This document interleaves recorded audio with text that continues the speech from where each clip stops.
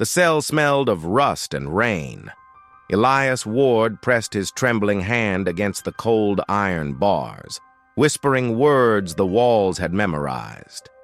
"They think I'm dying tomorrow," he breathed. "But the truth's already buried tonight." A thunderclap rolled over Graythorn Prison like a warning bell. The guard's lantern flickered once, then died. In that silence, Elias smiled, slow, deliberate, as if some part of him had already left the body behind. He had one wish left, and it wasn't for mercy. Elias Ward had been in Graythorn for 17 years, but time had stopped meaning anything after the first 5. The prison existed beyond the reach of clocks. Every corridor hummed with the low moan of fluorescent lights. Every footstep echoed like a confession. He was once a detective, a man who believed in truth so fiercely it burned him from the inside. But truth, he learned, doesn't set everyone free. Some people drown in it. His flaw wasn't rage or greed. It was hope, the kind that makes a man believe justice will listen if he just shouts loud enough. But Graythorn silenced him. One by one, the people who mattered vanished. His partner, his badge, his name. Now, the doctor said his lungs were done. The warden signed the medical release form with indifference. Elias had maybe 48 hours. But instead of fear, he felt something else. Urgency. There was something he hadn't told anyone. Something he'd kept in the cracks of the wall behind his cot. A folded scrap of paper.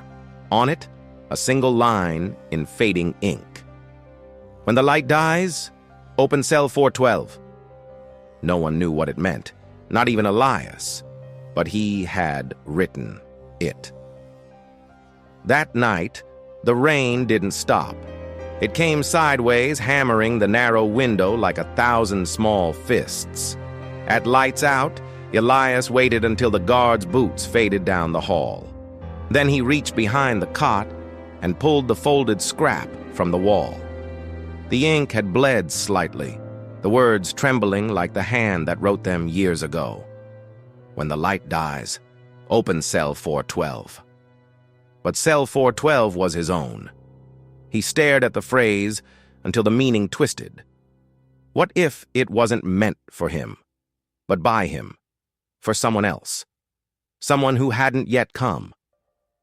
As the last bulb flickered out, a soft sound filled the hall, a hum, low and constant, like electricity bleeding through stone. Then came footsteps. Not guard boots, bare feet. Elias froze. A figure stopped outside his cell, hidden by shadow. A voice, calm and quiet, said, "It's time!" Elias's breath caught. The air smelled like iron and rain. "Who are you?" he asked. But the figure didn't answer. A single envelope slid through the bars. On the back, his own name. Elias Ward. Inside was a blank sheet. No ink, no message, only the faint smell of smoke. And that's when he noticed it. The letterhead at the top. Graythorn Correctional Medical Division. Dated tomorrow. The day he was supposed to die. Morning brought no light, only fog. The Basur Bibidasa guard spoke in low tones, pretending not to glance at Elias's cell. They knew. But Elias wasn't thinking about death anymore. He was thinking about time. How did a letter dated for tomorrow arrive tonight? Who had delivered it barefoot in the dark? He tore the blank paper in half, expecting nothing. Instead, faint words rose where the tear had split, like heat revealing invisible ink. 3 words. "Not your crime." Elias's pulse thudded in his throat. The phrase hit like a memory-breaking surface after years underwater. He'd confessed once to a fire that killed 3 people in a warehouse he had investigated, but that confession hadn't been truth. It had been payment. Someone else had wanted the case closed. Someone powerful. Elias had taken the fall to protect a promise he couldn't even name anymore. But if the letter was right, If he truly wasn't guilty, then someone out there still remembered. He whispered, "Outside," thunder cracked. The corridor lights blinked off again, one by one, like an invisible hand walking the switchboard. The hum returned, louder, closer. When the last bulb died, the lock on his cell clicked open by itself. Elias stepped out for the first time in years. The hallway was empty, except for the dripping of water and a trail of faint, wet footprints leading away. He followed, past the laundry bay, past the chapel that had been closed since the fire. At the end of the hall, a door he'd never seen before stood ajar. Inside was the old record room, abandoned after digitalization. Boxes of case files lay in dust. On one table sat a reel recorder still humming, red light blinking. He pressed play. A voice filled the room, a younger version of his own. "This is Detective Elias Ward. Internal testimony. Case number 209B, Graythorn fire incident. I'm submitting this under seal. If it's found, know that what happened tonight wasn't an accident." His knees weakened. He didn't remember ever recording this. The voice continued, more desperate now. "The evidence was planted. The fire wasn't mine. It was theirs. The warden, the investors. They needed the site cleared. I took the blame because she..." Static. Then silence. Elias replayed it again and again, but the recording always ended there.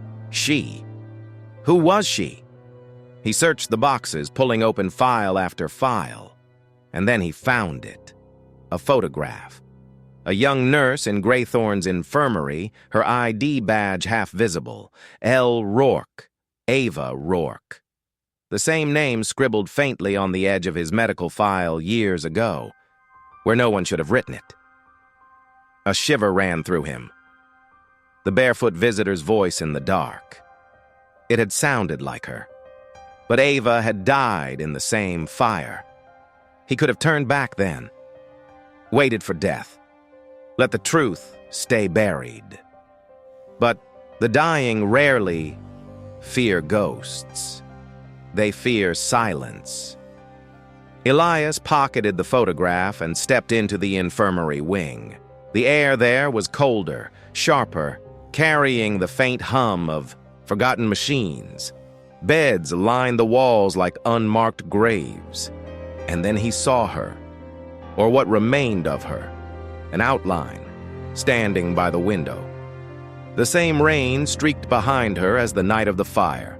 Her face was soft, almost human, lit by the dull red of the emergency light. "You kept your promise," she said, voice threaded with static. He didn't answer. The words felt heavier than chains. "They burned the evidence. You took the blame.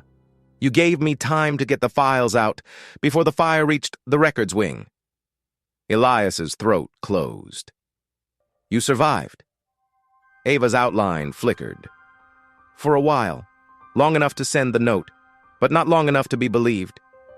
He sank to the floor, tears tracing the map of a man unmade. "Why now?"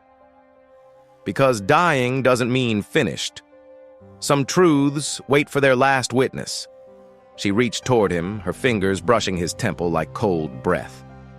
"Your last wish was never freedom, Elias. It was justice." Then she was gone. The window shattered inward, wind and rain roaring through the room. Morning came again, gray and thin. The guards found Elias sitting upright in his cot, the photograph clenched in his hand. The recorder on the floor beside him, still spinning. But something had changed. In the warden's office, alarms blared. Every system light blinked red. A mass file transfer was underway from Graythorn's archive to the Department of Justice. No one could stop it.